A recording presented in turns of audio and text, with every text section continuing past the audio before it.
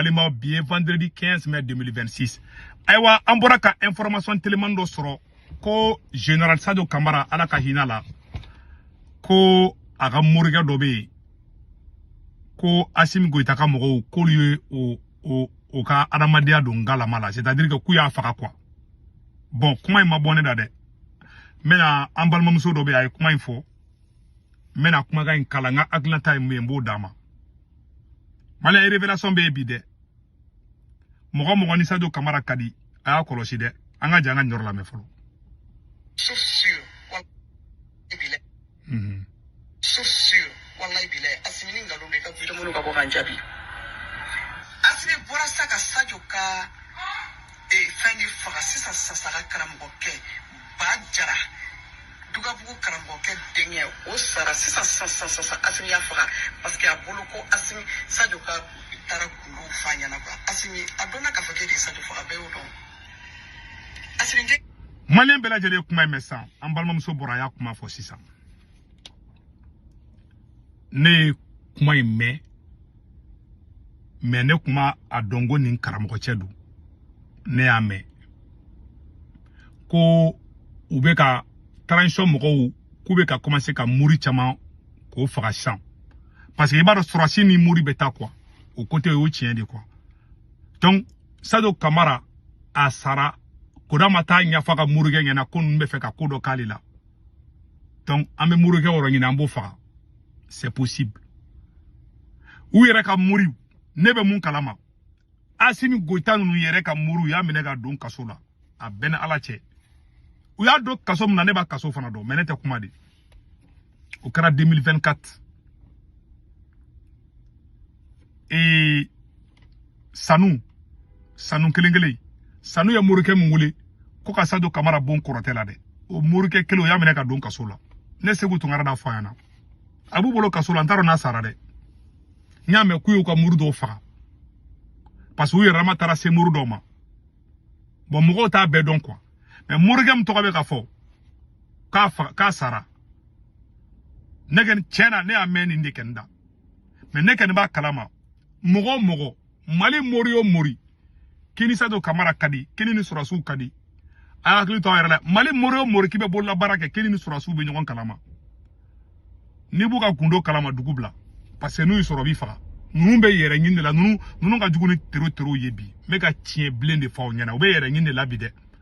U tɛ fɛ Sadio Kamara ka saya, u tɛ fɛ mɔgɔ ka réalité dɔn. Sadio et puis mun fana kɛlen don problème fana ye tuguni. Sadio Kamara kɛrɛfɛ mɔgɔ caman de dugu bila. Depuis Sadio Kamara sara, minnu bɛ secret kalama, tilancɛ bɛɛ Mali bila.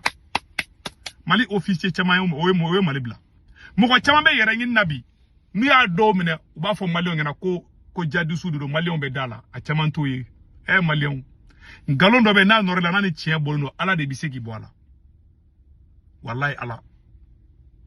Ne mun filɛ ka kuma aw fɛ bi, ni ninnu ye ne sɔrɔ u tɛgɛ la bi, u bɛ taa ne bɔ tile la, u b'a fɔ ko ne ni Bina Jara de bɛ ka baara kɛ.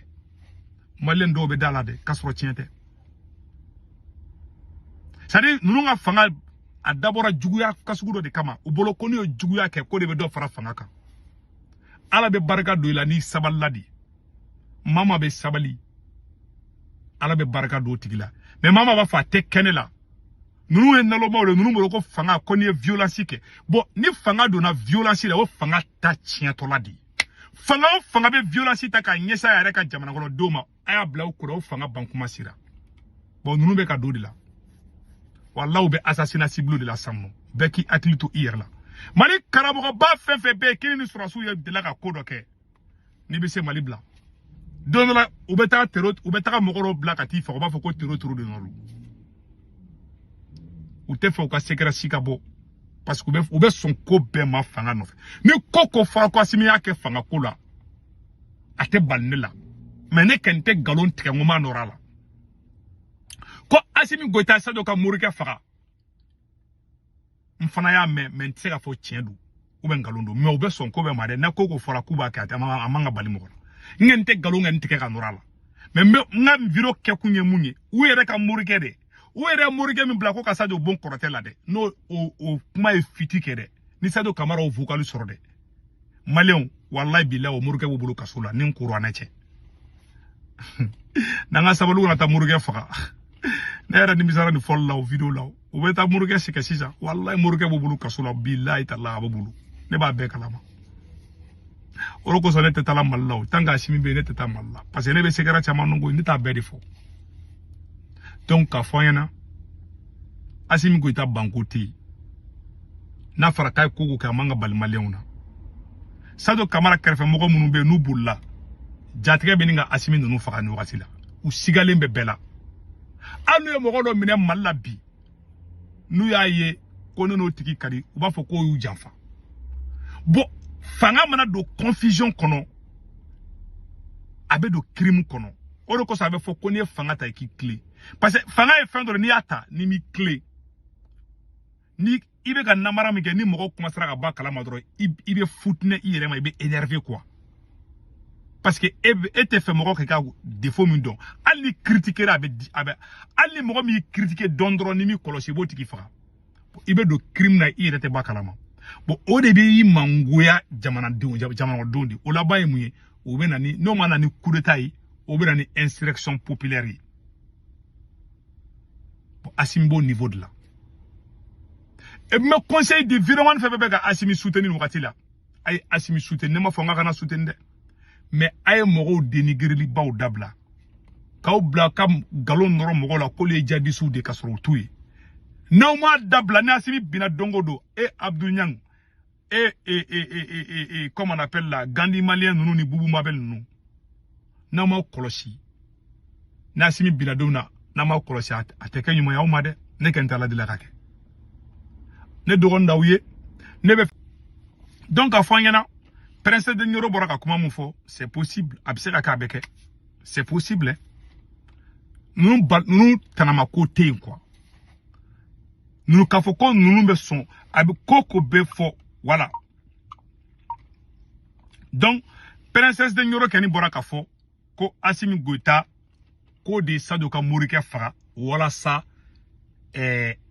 secret kanabo a morio moribe mali kono kini ni sorasu ye barake ayo akli to yela ba ka mali bla sinon wa be éliminer ni sorasu be oro nabi fakali chama be ka ke abolo ko jadi su drone do tara de ni sorasu ni ka jugunu olu yere bi me ka tiemble ne fana peut-être ado te dane ka kuma kana morio mori kini nunu be ka barake ube ni ye baraka ka teme mali bla parce que buga secret do bon ni e anga ni kuma kana me folo sûr wallahi bilay asimi ni ngalo de ka video monu ka ko kanjabi asimi bora saka sajo ka fendi faga sisa sasa karamgo ke bajara duga bugu karamgo ke denge o sara sisa sasa asimi ya faga parce que abulu ko asimi sajo ka tara gulu fanya na kwa asimi adona ka foke de sajo faga be odo asimi ke ka bugu bel de bora ka foko mobili jole message ka dala 6 mois e ka bugu bel do fo asimi ka boy mali disi kono jama be faga porque akana foka fa iso mare na message ile fali na message misla ni be faga kama bon bubu mabel goko awni ala na krache ono ko so ngo désinformation abe baga RFI ni France 24 ka ayesi viromani chamambe nunga juguni RFI bo bubu mabel goko kalo woro mobili jole message do ka woro la o mobili mu explosera ango e bubu mabel ka taka o mobili pièce kele ira awna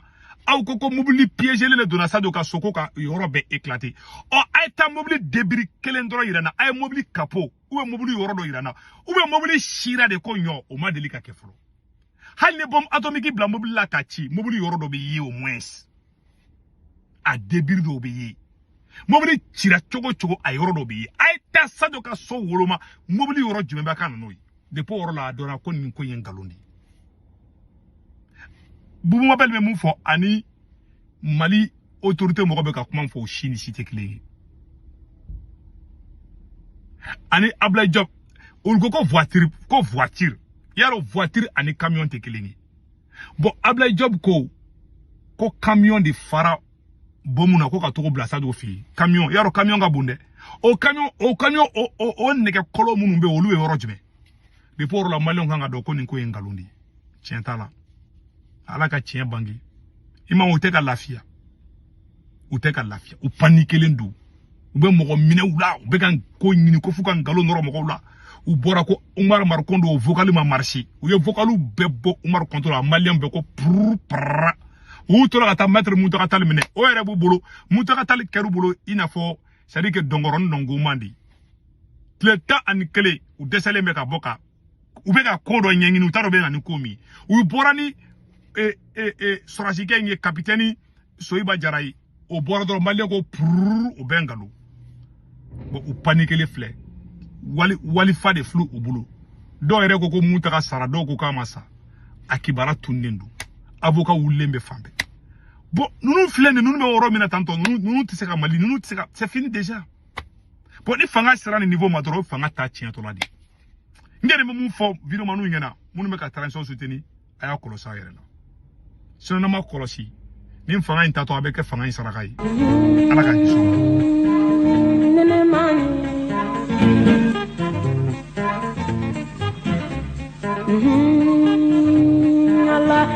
ma.